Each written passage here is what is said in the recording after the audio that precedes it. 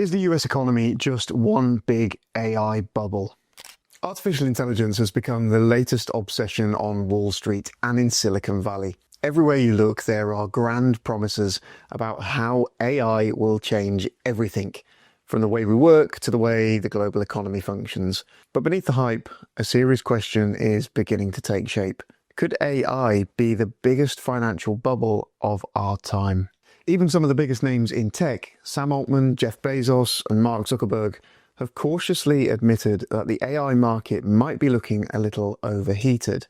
Sam Altman, boss of OpenAI and one of AI's most fervent evangelists, is sounding the alarm. Are we in a phase where investors as a whole are overexcited about AI? My opinion is yes.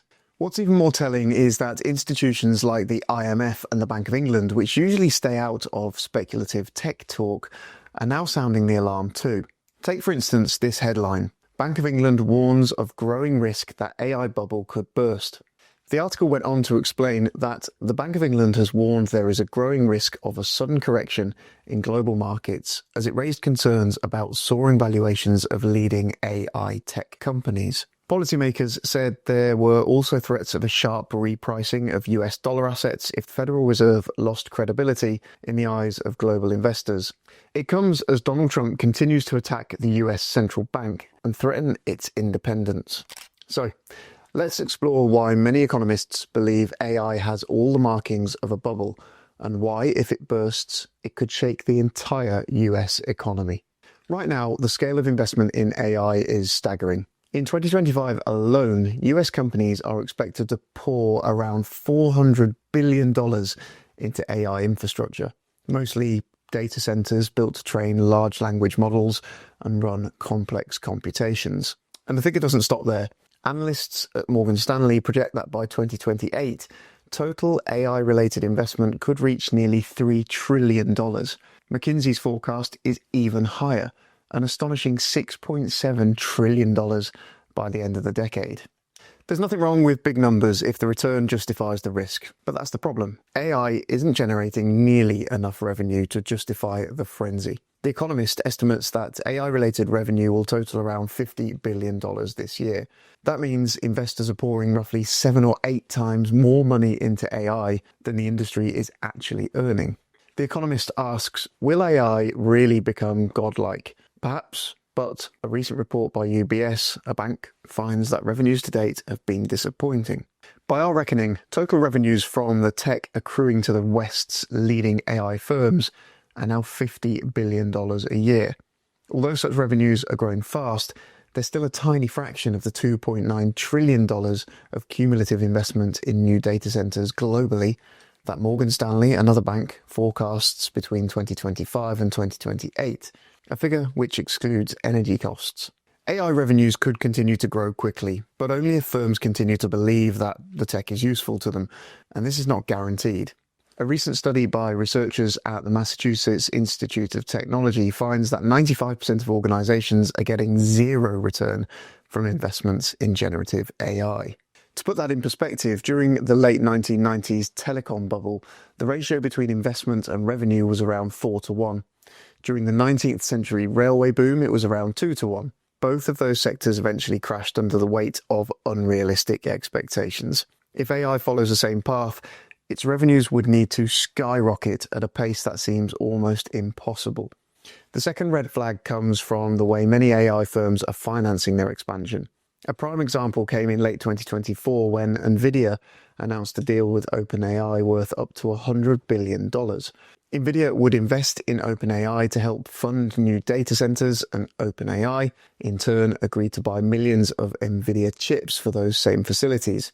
On paper, that looks productive, but in reality, it appears circular, almost like both companies are trading money back and forth to inflate their revenues.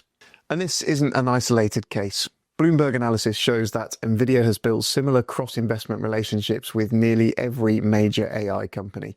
Defenders argue that it's just vertical integration, like car manufacturers investing in their parts suppliers, but others see it as a concerning sign of financial engineering meant to sustain the illusion of endless growth. We're also seeing questionable practices beyond NVIDIA.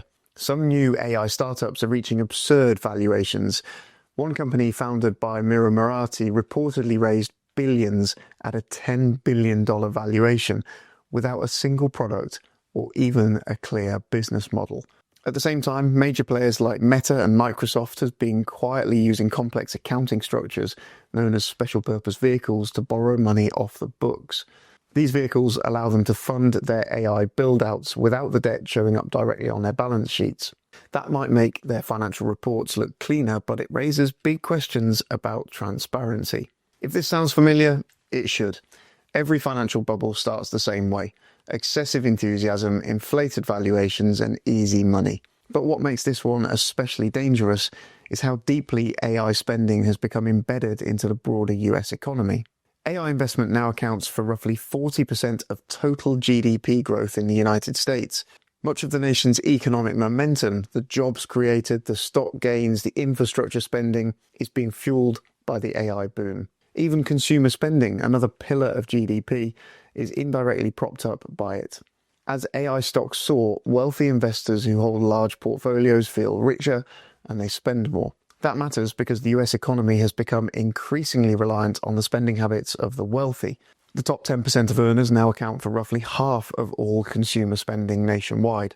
So, if the AI bubble pops and stock markets tumble, those same high-income households would likely cut back. And since their spending powers so much of the economy, a pullback could drag the entire country into recession.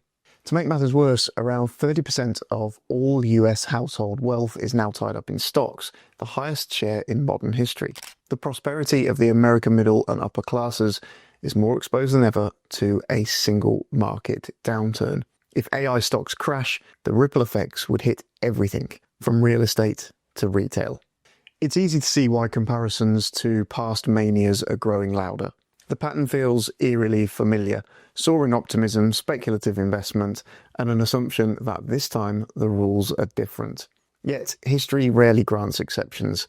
Every era has believed its breakthrough technology would rewrite the laws of finance. In the 1840s, it was the railways. In the 90s, it was the internet. Today, it's artificial intelligence. But what separates a transformative technology from a dangerous bubble isn't innovation, it's sustainability. AI will undoubtedly reshape industries, but that doesn't mean every AI company will survive, or that every investor will profit. When speculation races ahead of real productivity, the system begins to wobble. Analysts warn that AI's dependence on cheap capital, massive electricity demand, and a handful of dominant players makes it especially fragile. If the hype collapses under its own weight, history tells us two things will happen. First, capital will dry up almost overnight. Second, the companies that looked invincible will suddenly face existential threats. Yet, as the past reminds us, the end of a bubble doesn't mean the end of the technology itself. It just determines who survives the fallout.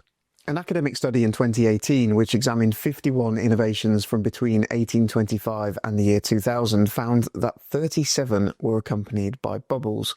Most did not prevent the technologies that inflated them from sweeping the world. In Britain, there were two big railway bubbles in the 1840s and 1860s. The country nevertheless has lots of railways. American investors went loopy over electric light companies in the late 1800s and lost a lot of money. But today, Americans still want to see at night. AI may well follow suit. Bubbles come and go, but digital God would be eternal. It's not just America that would feel the impact. The US stock market dominates global finance, and foreign investors hold unprecedented amounts of US equities. If AI-driven valuations were to collapse, the shock would echo around the world, from European pension funds to Asian tech conglomerates. The global financial system has effectively tied itself to the performance of a single, still unproven technology. In past crises, the US government could rely on its reputation as the world's safe haven to cushion the blow. Investors fleeing risk elsewhere would pile into US Treasury bonds, allowing Washington to borrow and stimulate the economy. But with America's debt now surpassing $35 trillion and its creditworthiness questioned after years of political gridlock, that safety net isn't as secure as it once was. There are still optimists who argue that even if AI is a bubble, it's a productive one, like the railway or fibre optic booms of the past. Those periods of overinvestment left behind infrastructure that ultimately benefited society. Jeff Bezos and Sam Altman have made that exact argument, claiming that today's AI data centers will form the foundation for future innovation.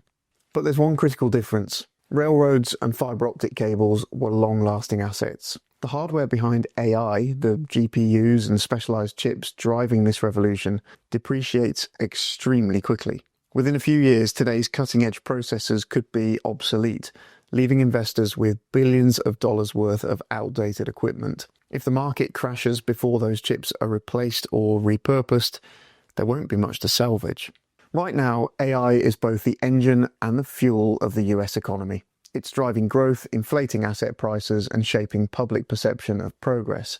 But the deeper it gets woven into American financial fabric, the higher the stakes become. If AI growth slows, or if the illusion of unstoppable profits fades, the shockwaves won't just hit tech companies, they could hit every part of the economy.